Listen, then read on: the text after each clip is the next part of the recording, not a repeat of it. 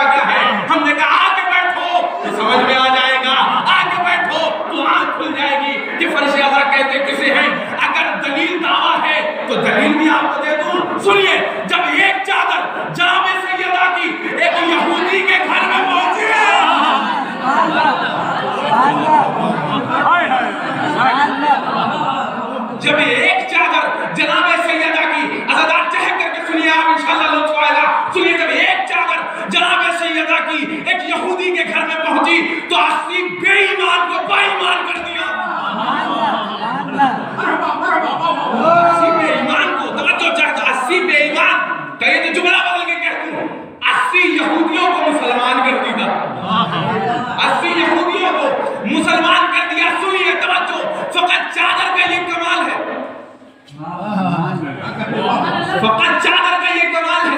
جناب سیدہ خود نہیں آئی. فقط چادر کا کمال یہ ہے کہ 80 بے ایمان با ایمان ہو گئے تو جس فرش عزا پر سیدہ آ جائے غریب کی غربت دور ہو جائے فقیر کی فقیری دور ہو جائے جاہل کو علم عطا ہو جائے. ماشاءاللہ ماشاءاللہ.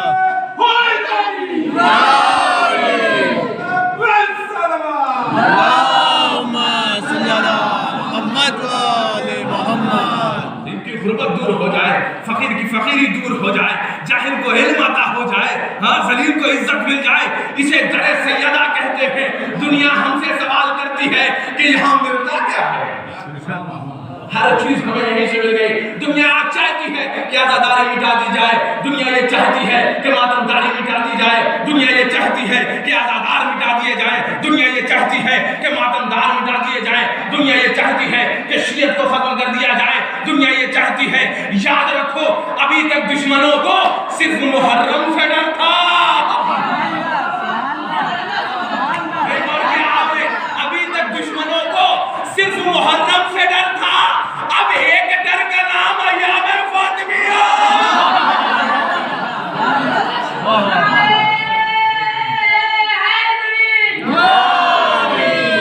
اب ایک ڈر اور ہو گیا ہے جسے ایام فاطمیہ کہتے ہیں.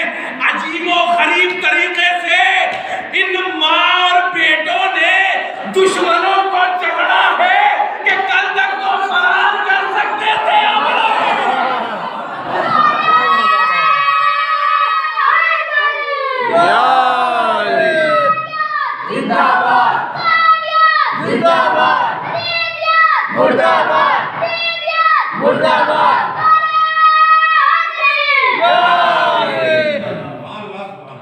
کل تک تو حسین سے ڈر تھا صرف.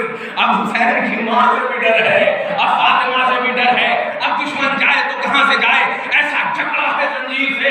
ایسا گرفتار کیا ہے کہ اب بھاگنے کا بھی موقع نہیں مل رہا ہے. دشمن یہ چاہتا تھا کہ ان کو ختم کر دیا جائے. دنیا یہ چاہتی تھی کہ ان کو مٹا دیا جائے. لیکن عجیب و غریب ہے جب شمر حسین پر سوال ہوا توجہ چاہتا ہوں ایک جملہ شاہپور کے نوجوانوں سے کہہ کر کے جا رہا ہوں انشاءاللہ نسلیں یاد رکھیں گی. ایک جملہ امام نے فرمایا تھا کلو یوم عاشورا کلو عرض کربلا. اس جملے کا فلسفہ سمجھیے.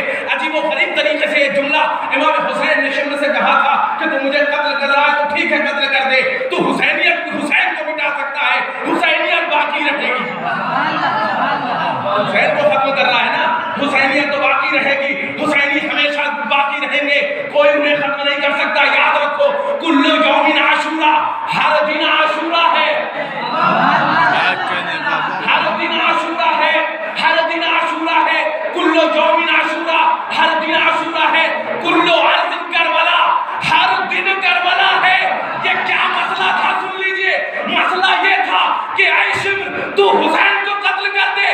لیکن جب میرے شیعہ یہ فرش عزا بچھائیں گے ایک یزید روز مرے گا.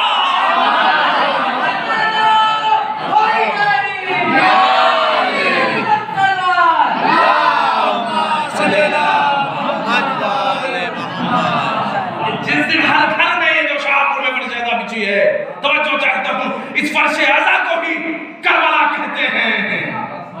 جو امام نے دیکھ لہذا عجیب و غریب دنیا یہ چاہ رہی تھی کہ شیعت کو ختم کر دیا جائے. لیکن لبنان کی سرحد سے ایک جیالہ اٹھا جسے حسن نصر اللہ کہتے ہیں. سن لیجئے جملہ حسن نصر اللہ نے کیا فرمایا. کہا دنیا یہ چاہتی ہے کہ ہمیں ختم کر دے. دنیا یہ چاہتی ہے کہ ہمیں مٹا دے. یاد رکھو بے وقوفوں اگر ہم مٹنے والی قوم ہوتے تو 1400 سال پہلے کربلا میں مٹ گئے ہوتے.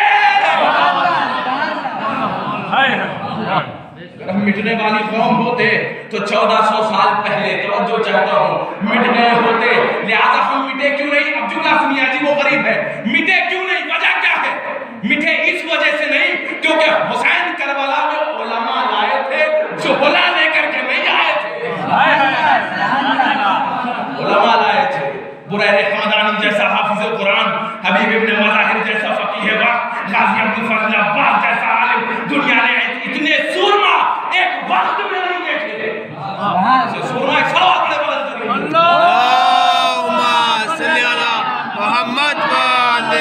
محمد. ایک چادر گئی ہے جناب سیدہ کی تو 80 بے ایمان کو با ایمان کر دیا. فقط چادر کا یہ کمال ہے. توجہ چاہتا ہوں. اب چادر کس کو کہتے ہیں؟ اب مجھے بتائیے چادر کس کو کہتے ہیں؟ چادر کہتے ہیں زینت بدن. یہی تو ہے چادر. زینت بدن خون جزو بدن. یہی تو ہے نا, خون بدن کا جز ہے. صرف چادر گئی 80 بے ایمان کو با ایمان کر دیا. لیکن خون کی بھی تاثیر آپ سن لیجیے. 1400 سال بعد بھی اہل بیت کے خون کا ایک قطرہ 1400 سال بعد بھی خون سیدہ یعنی اہل بیت کے خون کا ایک قطرہ اگر اپنے شباب میں آتا ہے تو زمانے کو ہلا کے رکھ دیتا ہے. اگر اپنے شباب میں آتا ہے اہل بیت کے خون کا ایک قطرہ, توجہ چاہتا ہوں, اگر اپنے شباب میں آتا ہے تو زمانے کو ہلا کے رکھ دیتا ہے. چاہے سیستانی کے شکل میں ہو, چاہے خمینی کے شکل میں ہو, چاہے قاسم سلیمانی کے شکل میں ہو, چاہے حسن نصر اللہ کی شکل میں ہو. اگر قطرے کا یہ عالم ہے کہ 1400 سال بعد بھی دنیا کانپ رہی ہے تو جب پورا خون سیدہ پردہ غیب سے آ جا. ایک صلوات پڑھے محمد. اللہم صلی علی محمد و آل محمد. پورا پردہ غیب سے جب آئے گا تو کیا عالم ہوگا. پھر دنیا دیکھے گی, دنیا کی کہتی ہے کہ دنیا نے ترقی کر لیا, دنیا آباد ہے. ہم کہتے ہیں جس دنیا کو تم آباد کہتے ہو ہم برباد کہتے ہیں. جس جگہ پہ انسانیت کو قتل کیا جا رہا ہو, اس کے وسائل تیار کیے جا رہے ہوں, مارنے کا انتظام کیا جا رہا ہو, اسے ترقی نہیں کہتے. ترقی تب ہوگی جب ہمارے امام کا ضرور ہوگا, جب ہمارے بندے خدا کا. لہذا کمیٹی گفتگو میں نے یہی ختم کر دی. اب سنیے کیا فرمایا پیغمبر نے, فاطمہ بضعۃ منی.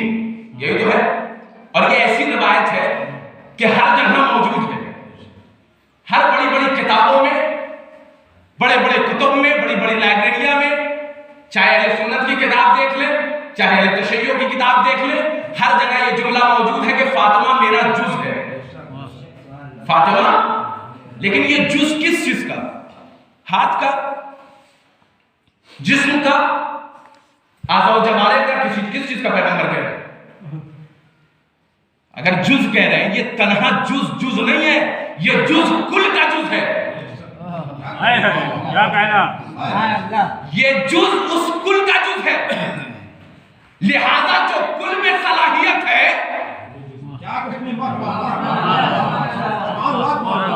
جو کل میں صلاحیت ہے وہی جز میں ہوگی. اگر کل باکمال تو جز بھی باکمال. نہیں محسوس کیا آپ نے؟ یعنی یہ کل کا جز ہے, پیغمبر آزاد کا نہیں, رسالت کا. یہ رسالت کا جز ہے. یعنی اگر رسول باکمال تو سیدہ بھی باکمال. اگر رسول کرامت رکھتے ہیں تو سیدہ بھی کرامت. اگر رسول معجزہ رکھتے ہیں تو سیدہ بھی معجزہ رکھتی ہے. اب اگر جملہ دے رہا ہوں سن لیجئے, اب اگر پیغمبر اپنی جگہ چھوڑ دے تو اس کا مطلب یہ نہیں ہے کہ کوئی باپ اپنی بیٹی کے لیے جگہ چھوڑ رہا ہے, بلکہ منصب جناب سیدہ یہ ہے کہ پیغمبر اپنی جگہ چھوڑ رہے ہیں. یہ وقار سیدہ ہے, یہ منصب جناب سیدہ ہے. جس منصب پہ جناب سیدہ فائز ہے اس معیار کے مطابق پیغمبر چھوڑنا چاہ رہے ہیں اپنی جگہ کہ سیدہ کا وہ مقام ہے, وہ منزل ہے. لہذا سیدہ کے اندر وہ ساری چیزیں ہیں جو پیغمبر کے اندر. لہذا صبح اگر جناب سیدہ کہہ دے کہ رضوان درزی بن کے آئے گا تو آئے گا. ایک صلوات پڑھو محمد اللہم صلی علی محمد و آل محمد. یہ ایک عجیب و غریب مسئلہ ہے. آپ یاد رکھیں کس طریقے سے. ایک مثال میں دے دیتا ہوں تاکہ یہاں پہ جوان بھائی بیٹھے جو ہمارے, ان کو بھی بات سمجھ میں آ جائے. کہ مثال کے طور پر یہاں کوئی ڈاکٹر بھی ہوگا, یا یہ ایسی چیزیں کہ ہر کسی کے ساتھ پیش آئی ہوئی ہے. کوئی ڈاکٹر کے پاس جائیے, اگر آپ مریض ہیں تو کسی ڈاکٹر کے پاس جائیے, تو وہ کیا کرتے ہیں, بلڈ لیتے ہیں. पैथोलॉजी भेजेंगे कि जाइए आप चेकअप करा करके आइए, पता तो चले कि आपके बदन में क्या हुआ है। तो फला साहब जाते हैं, वो जाकर के पैथोलॉजी में खून दे करके चले आते हैं। यही तो है ना, खून कितना देते हैं भाई, कितना दिया ब्लड, पूरा दे के आए,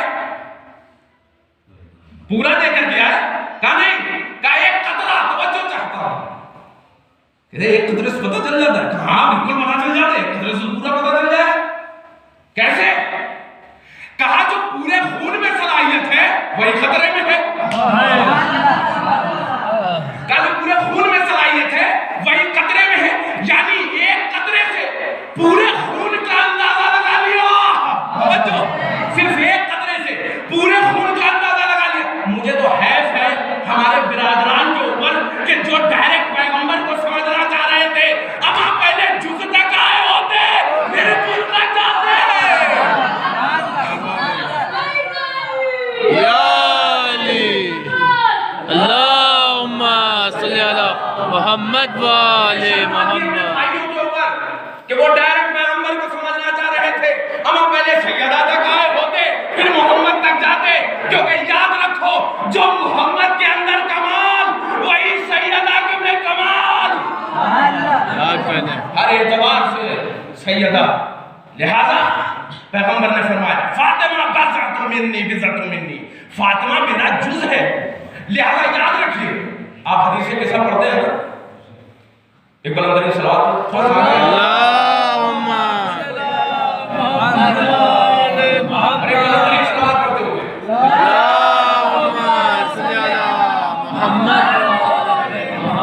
अब एक अजीब गरीब जुमला सुन लीजिए, इंशाअल्लाह शायद मैं लाख मजलिस पढ़ूं तो इससे बड़ा जुमला नहीं दे सकता शाहपुर के मजमे में। सुन लीजिए क्या है, हदीस के साथ बच्चा बच्चा जानता है माशाअल्लाह, हर घर में मौजूद है, किताब मौजूद है और मुझे तर्जुमा करने की भी कोई जरूरत नहीं है, आप लोग बेहतर जानते हैं हदीस के साथ किसको कहते हैं, क्या कहते हैं। कभी भी कोई दिक्कत होती है, परेशानी होती है, हमारे क्या हदीस के साथ पढ़ी जाती है, समझ रहे। तो हदीस के साथ एक जुमला है, तवज्जो चाहता हूं, फलम मक्तमल्ना जमीयन, क्या है, फलम मक्तमल्ना जमीयन, यानी क्या मतलब, ये जुमला ना पैगंबर के आने से मिला,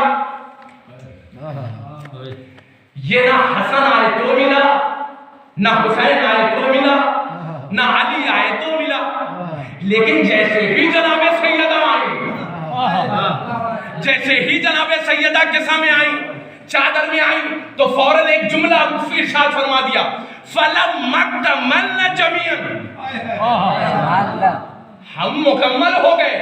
या सैयदा, हाथ जोड़ करके एक तालिबे इल्म बहरहाल एक सवाल करूंगा कि जब अली आए तो ये जुमला नहीं, जब नबी आए तो ये जुमला नहीं, हसन आए ये जुमला नहीं, हुसैन आए ये जुमला नहीं, लेकिन जैसे ही आप चादर में आए फलम मक्तमल्ना जमीयन, हम मुकम्मल हो गए। यानी क्या मतलब, शहजादी समझा तो दी, कहा याद रखो दुनिया चाह रही थी कि पैगंबर के साथ अपने को शरीक कर दे, मैंने ये जुमला कह करके सारे दरवाजे बंद कर दिए।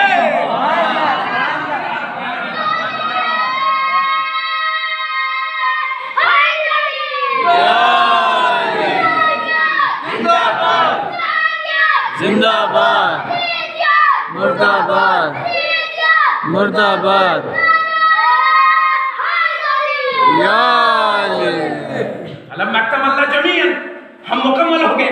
जैसे ही चादर में आई क्या फरमाया, और ये जुमला किसी के नहीं मिलता, लेकिन जैसे ही जनाब सैयदा आई एक जुमला फरमाया, फलम मक्तमल्ना जमीयन, हम मुकम्मल हो गए।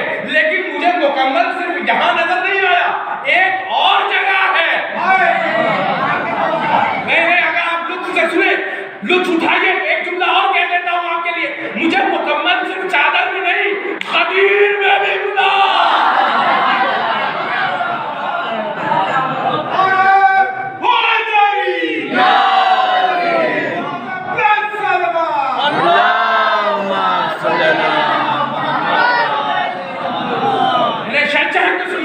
इंशाअल्लाह इससे बड़ा जुमला नहीं है कि याद रखिए मुझे एक मुकम्मल खदीर में भी मिला। कैसे, का यहाँ पर जनाब सैयदा ने फरमाया, वहां जैसे ही दस्ते अली को दस्ते नबी ने थामा, मैं खुदा मारा।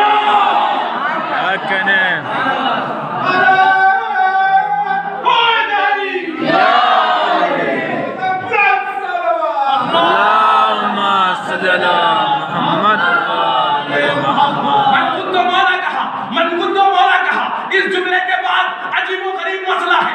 آیت قدرت آ گئی کہ الیوم اکملت لکم دینکم، آج دین مکمل ہو گیا. بس اب جملہ دینے جا رہا ہوں. آپ کی سماعتیں بلند ہیں، آپ کی سماعتیں معراج پر ہیں. یہ جملہ لے لیجئے کہ دو جگہ مکمل ملا، ایک چادر میں دوسرا غدیر میں. ایک چادر میں دوسرا غدیر میں. جب دست نبی کو، دست علی کو دست نبی نے اٹھایا تو یاد رکھ لیجئے، یاد رکھ لیجئے، اگر دین میں علی آ جائے تو دین مکمل، اور چادر میں سیدنا آ جائے تو چادر میں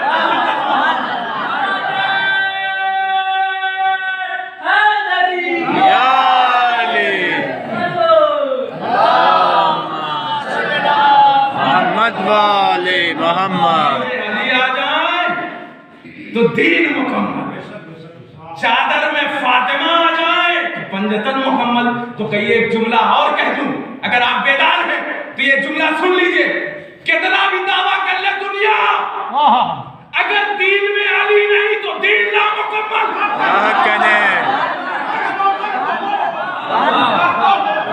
اگر دین میں علی نہیں تو دین نامکمل.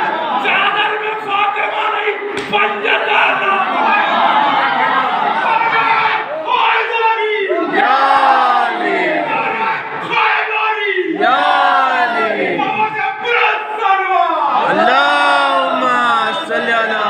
محمد والے محمد.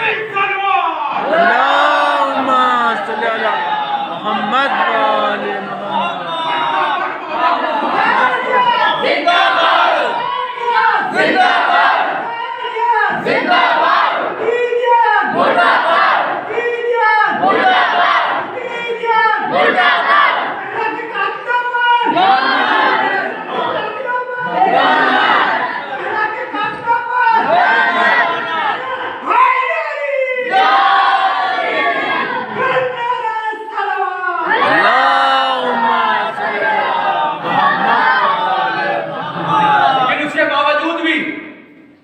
مورخوں کی خیانت دیکھیے، امت مسلمہ کی خیانت دیکھیے، ہاں ان مسلمین کی خیانت دیکھیے کہ کس طریقے سے فضائل اہل بیت کو دبا دیا، کس طریقے سے کمال اہل بیت کو دبا دیا، کس طریقے سے معجزات اہل بیت کو دبا دیا. انہوں نے خیانت سے کام لیا ہے. توجہ چاہتا ہوں، یہ سب سے بڑے خائن ہیں. انہوں نے فضائل اہل بیت کو دبانے کی کوشش کی. جس چیز کو پیغمبر نے کہا برملا کرو اسے دبا دیا، جس چیز کو کہا دباؤ اسے بڑھا دیا، اسے اٹھا دیا. ان کا یہی عجیب و غریب مسئلہ تھا. آج یاد رکھیے اس مسئلے کو کہ آج جو اسلام کے اوپر اتنے بڑے بڑے دھبے لگ رہے ہیں کہ آتنکواد ہے اسلام، یہی تو ہے نا. اسلام آتنکواد ہے، اسلام دہشت گرد کا مذہب ہے، اسلام داعش کا مذہب ہے، اسلام طالبان کا مذہب. یہ جو سارے دھبے اسلام پر لگ رہے ہیں نا، یہ صرف اور صرف اہل بیت کی دشمنی کا نتیجہ ہے. انہوں نے خیانت کی ہے تاریخ کے ساتھ. انہوں نے تاریخ کو دبایا، انہوں نے فضائل و کمالات اہل بیت کو دبا دیا. اور ماشاءاللہ اتنے اچھے انداز سے لکھتے ہیں کہ میاں کی بینائی تو بڑی اچھی تھی. آپ دیکھیے عجیب و غریب فضائل لکھے ہیں کتاب میں. اگر آپ پڑھ لیں گے تو شرم سے سر جھک جائے گا کہ یہ کون کون سے فضائل اسلام کے دامن پہ ڈال دیے. ماشاءاللہ یہ بہت دور تک دیکھتے تھے.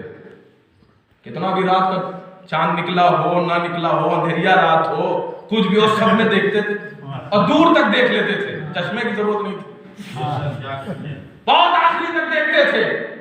اچھا کتنا اندھیرا تھا؟ ہمیں اتنی کم فضیلت مت لکھا کرو. ایک سامنے مجھ سے کہنے لگا اندھیرے میں دیکھ لیں کتنا اندھیرا تھا. ایک ہم نے کہا ایک نہیں دو تھا، ایک رات کا دوسرا رات کا. کیا کہنے ایک رات کا دوسرا رات کا. اور ماشاءاللہ کیڑا بھی دکھ گیا، ہمارے نشانات قدم بھی چھپ گئے. انڈے کبوتر نے انڈا بھی دے دیا، مکڑی نے جالا بھی لگا دیا. اس کے باوجود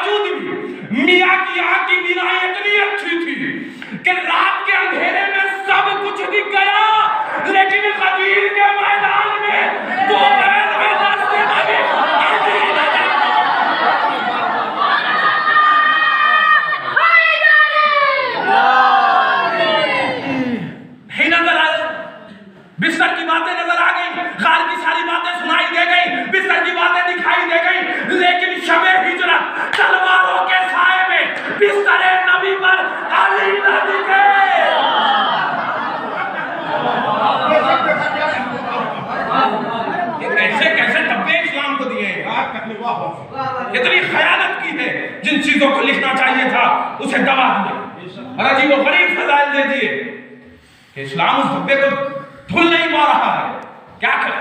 لیکن آپ کو یاد رکھنا پڑے گا اس مسئلے کو کہ اگر آپ کو خیانت کو سمجھنا ہے تو آپ کو پیغمبر کی زندگی پڑھنی پڑے گی، پیغمبر کی زندگی کا مطالعہ کرنا پڑے گا۔ تو پیغمبر کی زندگی، کیونکہ امت مسلمہ نے جو خیانت کی ہے اسے جاننا ضروری ہے، اسے پہچاننا بہت ضروری ہے کہ کس طریقے سے انہوں نے خیانت کی ہے۔ آپ دیکھیے پیغمبر کی زندگی کا مطالعہ کریں، 4 حصوں میں پیغمبر کی زندگی کو بانٹ دیجیے۔ پہلا جو حصہ ہے، پہلا حصہ طفولیت سے لے کر کے جوانی تک 25 سال کا ہے۔ پہلا حصہ پہلے 4 دور میں بانٹیے پیغمبر کی زندگی کو۔ پہلا 25 سال، دوسرا 15 سال، تیسرا 13 سال اور آخر کا 10 سال۔ لیکن امت مسلمہ کی خیانت یہ ہے کہ انہوں نے ان 3 دور کو چھوڑ دیا، صرف آخر کے 10 یاد رکھے، صرف آخر کے 10 سال یاد رکھے، باقی ان 3 دور کو چھوڑ دیا، جو 25 سال کا ہے، جو 15 سال کا ہے، جو 13 سال کا ہے۔ لیکن چھوڑا کی وجہ سن لیجئے، وجہ سن لیجئے، ان آخر کے 10 سالوں میں جنگیں زیادہ ہیں، آخر کے 10 سالوں میں جنگیں زیادہ ہیں، اور انہوں نے اتنی جنگیں پیغمبر بیان کر دی کہ اخلاق نبی جنگوں میں دب گیا،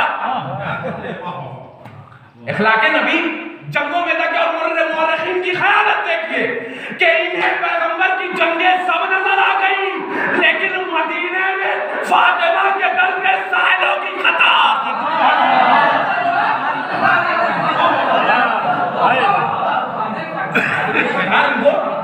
نظر نہیں آئی۔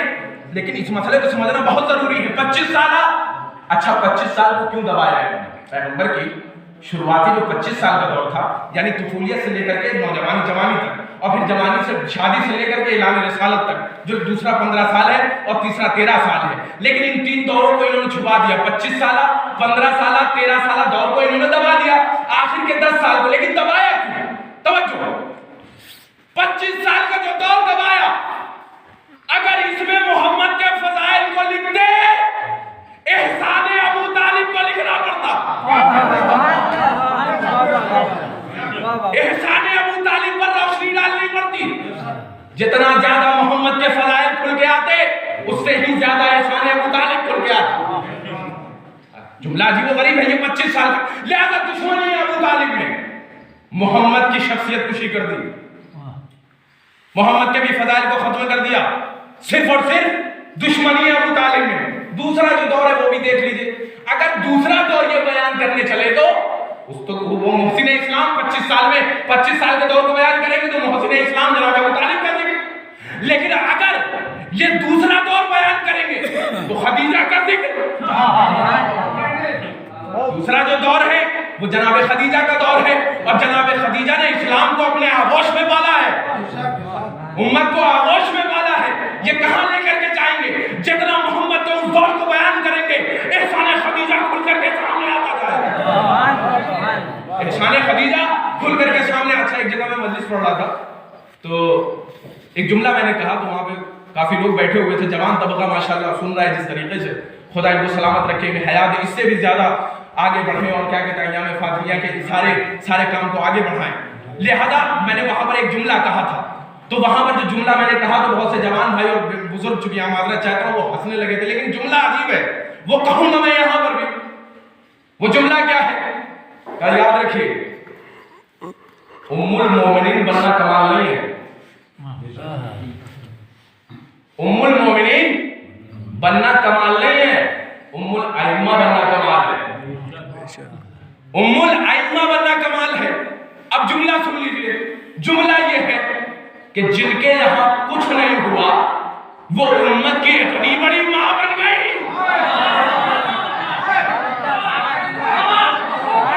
محسوس کریں جملہ، عجیب و غریب جملہ ہے، جن کے یہاں کچھ نہیں ہوا، کچھ بھی، جن کے یہاں کچھ نہیں ہوا وہ امت کی اتنی بڑی ماں بن گئی، اور جن کے یہاں ائمہ پیدا ہوئے انہیں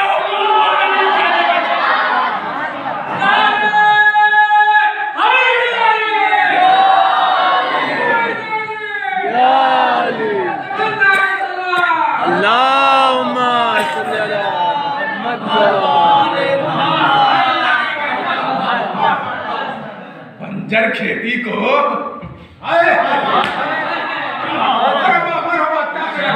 खेती को हरा भरा कह देना और चमन को सहरा कहना, ये अंधेपन की दलील है।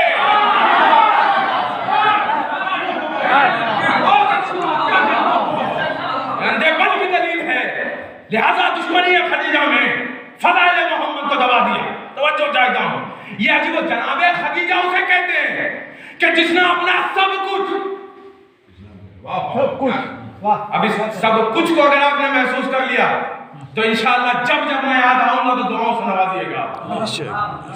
अपना सब कुछ इस्लाम की राह में लुटा दिया, अपना सब कुछ। अब देखिए, हल जज़ाउल एहसान इल्लल एहसान, एहसान जो करता है उसका बदला एहसान है, एहसान का बदला एहसान है।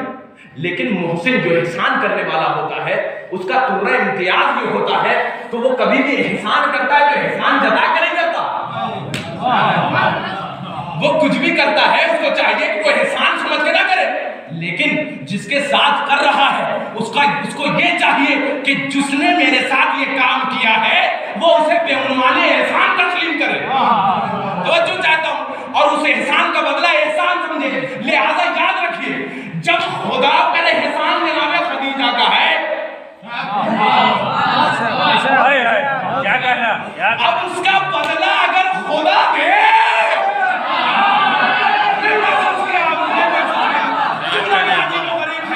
अगर उसका बदला, तवज्जो चाहता हूं, खुदा देगा तो क्या देगा? उसका बदला अगर खुदा दे, लिहाजा सब कुछ ए परवरदिगार, तूने सारा कौसर खदीजा ही की गोद में क्यों दे दिया? क्या खबरदार, ये सवाल मुझसे न करो कि खदीजा की गोद में सारा कौसर क्यों दे दिया। याद रखो, खदीजा का एहसान है इस्लाम पर, मुझ पर, लिहाजा उसने सब कुछ दे दिया। अब मेरा भी जो सब कुछ है वो खदीजा की आवाज है।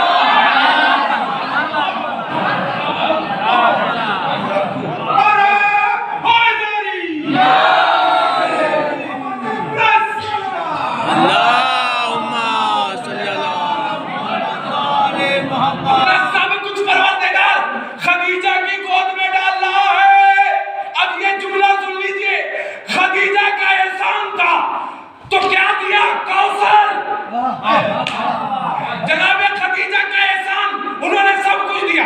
खुदा ने भी अपना सब कुछ फातिमा की तरह से, फातिमा की शक्ल में खदीजा की गोद में डाला, जिसे कौसर कहते हैं। ए फातिमा बिन्ते असद, तुम्हारा भी एहसान है, खदीजा को कौसर दे रहा हूं, तुम्हें साकी है कौसर।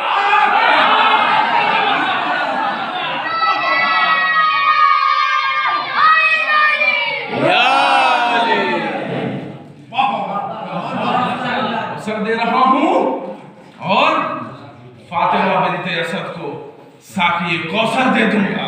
अजीबो गरीब है, याद रखिए, मोहसिन इस्लाम है खदीजा।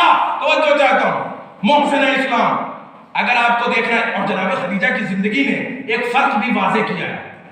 वो फर्क समझ लीजिए, महसूस कर लीजिए, मजा आ जाएगा। क्या है वो फर्क? कि अगर देखना है कि इस्लाम का सबसे बड़ा कायम कौन है और खिदमत गुजार कौन है, किसने इस्लाम पर अपना सब कुछ लुटाया और किसने इस्लाम का सब कुछ अपने ऊपर लुटाया, किसने इस्लाम का अपना सब कुछ खुद अपने ऊपर लुटा लिया। बहुत से ऐसे लोग थे जो इस्लाम के बाद गनी कहलाए। अगर ये फर्क महसूस करना है आपको तो जनाब खदीजा की जिंदगी देखिए कि इस्लाम से पहले कौन था जो महल नशीन था और इस्लाम के बाद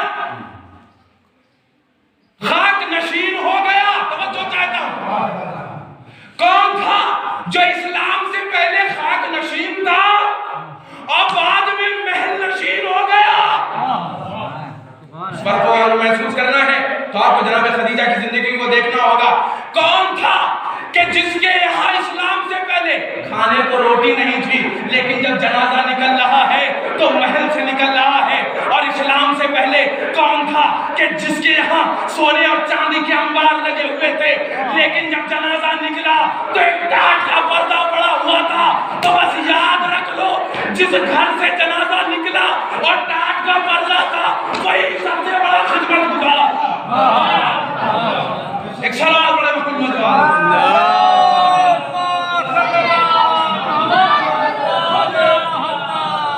فرق دے دیا ہے جناب خدیجہ کی، لہذا اسلام پر اپنا سب کچھ لٹایا۔ لہذا اللہ نے بھی، اب ایک واقعہ ایک چھوٹا سا ہے، میرے جوان بھائی بڑے اچھے انداز سے سن رہے ہیں، تو ایک واقعہ میں آپ کو بیان کروں، چونکہ علماء فتوا ذاکرین کو آپ مسلسل سنتے رہے، اور یہ واقعہ بھی بہرحال آپ نے محسوس کیا ہوگا، لیکن بس میں یہ واقعہ اس وجہ سے بیان کر رہا ہوں تاکہ میں رب دے سکوں مسائل کی طرف۔ یاد رکھیے کہ ایک بہت بڑا بادشاہ تھا، بس میں آخری مرحلے پر ہوں، ایک بہت بڑا بادشاہ تھا، جنگل میں گیا شکار کرنے کے لیے۔ جب شکار کرنے پہنچا تو وہ بھوکا بھی تھا، پیاسا بھی تھا، بھٹک گیا تھا راستہ، بہت آگے نکل گیا، دیکھا کہ ایک جھوپڑی ہے،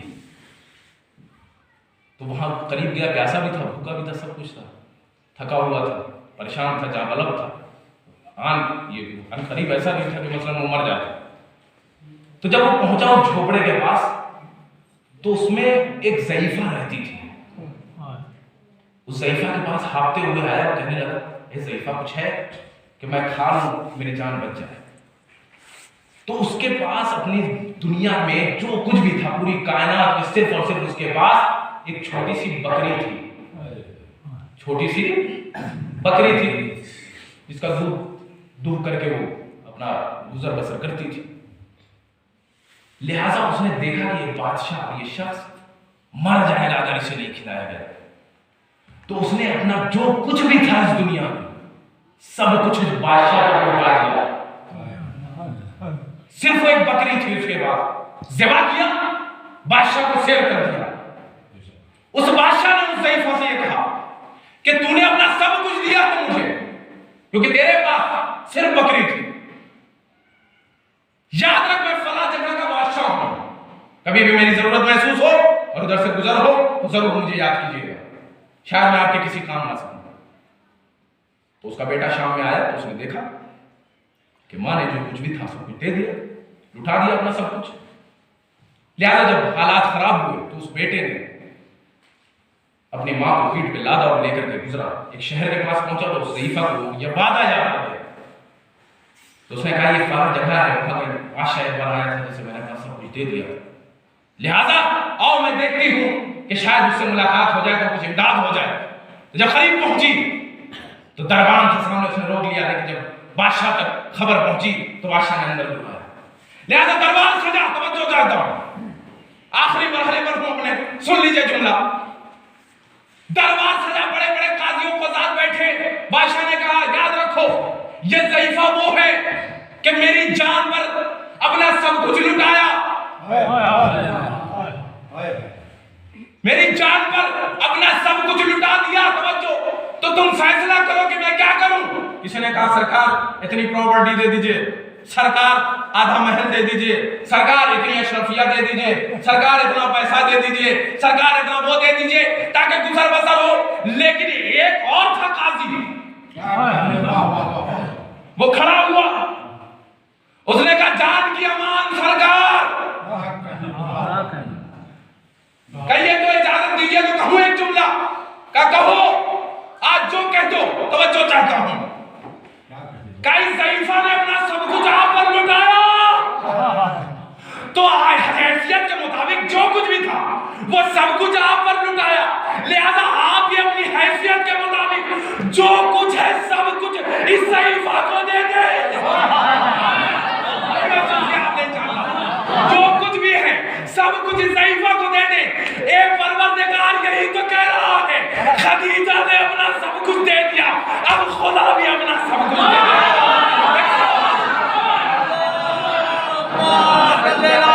محمد والے محمد، سب کچھ لٹا دیا۔ لہذا جب فاطمہ کو بھیجنا تھا تو عجیب و غریب انتظام کیا ہے خدا نے۔ کیسا انتظام؟ ایک خاص مہمان اس دنیا میں اتار رہا ہے پروردگار، تو مریم سے کہہ رہا ہے مریم جاؤ، سارا سے کہہ رہا ہے سارا جاؤ، آسیہ سے کہہ رہا ہے آسیہ جاؤ، میرے خاص مہمان محمد کے گھر اتر رہی ہے، لہذا اتنا اہتمام کیا پروردگار نے، اتنا انتظام کیا پروردگار نے، کیونکہ وہ باکمال بیوی ہے، وہ پاکیزہ بیوی ہے، جس کے لیے آیت تطہیر نازل ہوئی، جس کے لیے قرآن کی آیتیں نازل ہوئی، اس کا انتظام بھی پروردگار عظیم و غریب کر رہا ہے۔ اے مریم جاؤ، اے سارا جاؤ، دیکھو اے عذرا جاؤ، میری خاص مہمان محمد کے گھر اتر رہی ہے۔ اتنی باکمال بیوی کے لیے اتنا زبردست انتظام خدا اپنی طرف سے کر رہا ہے، اتنی باوقار بیوی کو کوئی تماچا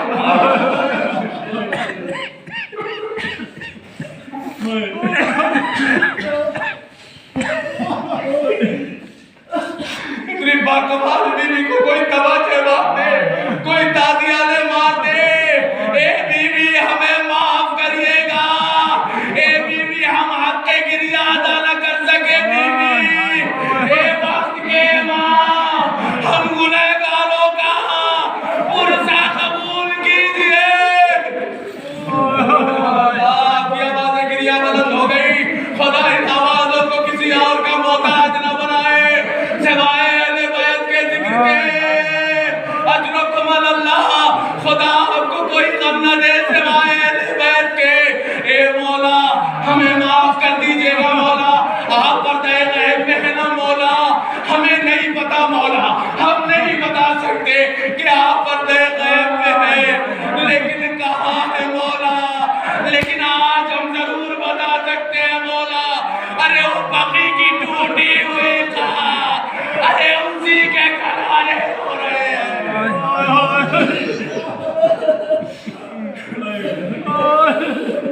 اجرکم اللہ، اجرکم اللہ، ہاں اس بقی کی ٹوٹی ہوئی قبر کے کنارے ہمارا مولا رو رہا ہے۔ ارے جب حسین کی مجلس ہوتی تھی تو یہ پہلو شکستہ بھی آ جایا کرتی تھی، ارے میرے لال کے لیے چند قطرے آنسو دے دو، لیکن آج ارے اسی بیوی کی مجلس آئے، ارے کہیں حسین رو رہے ہیں، کہیں حسن رو رہے ہیں، کہیں اہل بیت رو رہے ہیں۔ اجرکم اللہ، اجرکم اللہ، خدا ان آوازوں پر رحمت نازل کرے۔ خدا ہمیں توفیق دے کہ ہم رو سکے، ہم اہل بیت پر رو سکے، ہم گریہ کر سکے۔ اے مولا ہمیں پتا ہے عجیب و غریب مسئلہ ہے، ایک امام حسن سے روایت ہے کہ جوانی میں بھی مولا رو دیا کرتے تھے۔ دو ایسے ملعونوں کو دیکھ کر کے مولا جوانی میں رو دیا کرتے تھے۔ کسی نے سوال کیا مولا کیوں رو دیتے ہیں آپ، اتنی جوانی میں بھی آپ اس منظر کو بھول نہیں پاتے؟ کہا خبردار، ارے دو ایسے ملعون ہیں جنہوں نے جسارت کی جب میری ماں دربار سے نکل رہی تھی، ارے اس کو نکلے داہیالے مارے، ارے جب میری ماں در و دیوار میں بت رہی تھی تو مغیرہ نے لاش سے جسارت کی، ارے جب وہ سامنے آتے ہیں۔ اجرکم اللہ، جب وہ سامنے آتے ہیں مولا کہہ رہے میں رو دیتا ہوں، میں دیکھ نہیں پاتا، میں منہ پھیر لیتا ہوں۔ اجرکم اللہ، خدا آپ کو کوئی غم نہ دے۔ بس ایک روایت سن لیجئے، ایک شخص ہے، ایک عالم ہے جو ممبر سے بیٹھ کر کے مظلوم امام کے مسائل پڑھ رہے ہیں۔ کہا حسین پہ بڑی مصیبتیں پڑی، علی اکبر کا جب لاشا اٹھایا حسین نے تو سب سے زیادہ مظلوم وہی لگے، لیکن ہاں جب وہ خطیب بستر میں آئے اور سو گئے تو عبداللہ حسین تشریف فرما ہوئے، ایک جملہ کہا، اے شیخ عالم تم نے آج کیا پڑھا؟ تم نے میری مظلومیت پڑھی، تم نے بتایا کہ حسین سب سے زیادہ مظلوم کہاں تھے، حسین سب سے زیادہ علی اکبر لاشا اٹھا رہے تھے تو مظلوم تھے۔ سن لیجئے، فرش اعلیٰ سے روتے ہوئے اٹھیں گے انشاءاللہ۔ اے مولا ہمیں معاف کر دیجئے، ہم گناہگار ہیں مولا، ارے چند قطرے آنسوؤں کے علاوہ کچھ نہیں آئے، چند قطرے آنسوؤں کے علاوہ کچھ نہیں ہے مولا۔ ہاں امام حسین علیہ السلام اس عالم سے کہہ رہے ہیں اے عالم ہمارے لیے وہ مظلومیت کا وقت نہیں تھا، ارے ہمارے لیے مظلومیت کا وقت مدینہ تھا۔ ارے جب میری ماں باپ جسارت کیا جا رہا تھا، میرے باپ کو رسی باندھ کے کھینچا جا رہا تھا، تو ہم دو چھوٹے چھوٹے ایک حسن ایک حسین، ہمیں سمجھ میں نہیں آ رہا تھا کہ اماں کو بچائے یا بابا کو بچائے، اماں کو بچائے یا بابا کو بچائے۔ کبھی ہم اماں کی طرف دوڑتے تھے، کبھی بابا کی طرف دوڑتے تھے۔ اجرکم اللہ، بس میں نے ختم کر دیا۔ آخری فقرہ سن لیجئے۔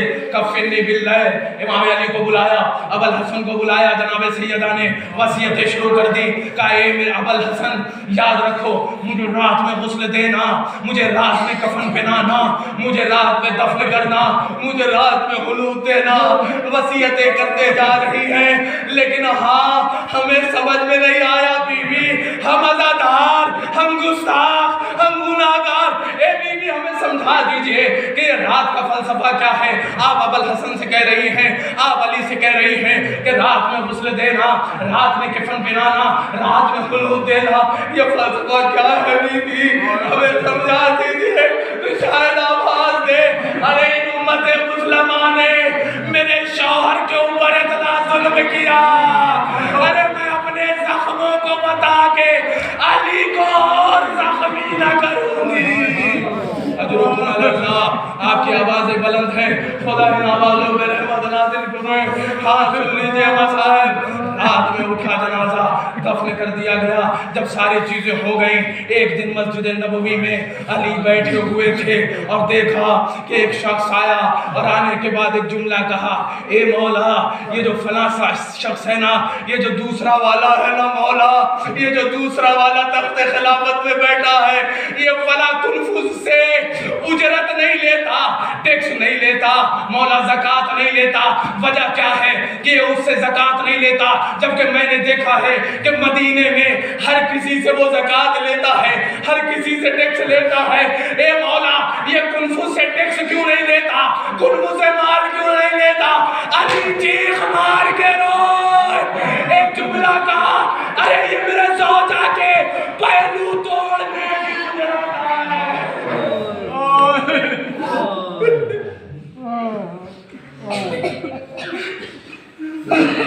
Oh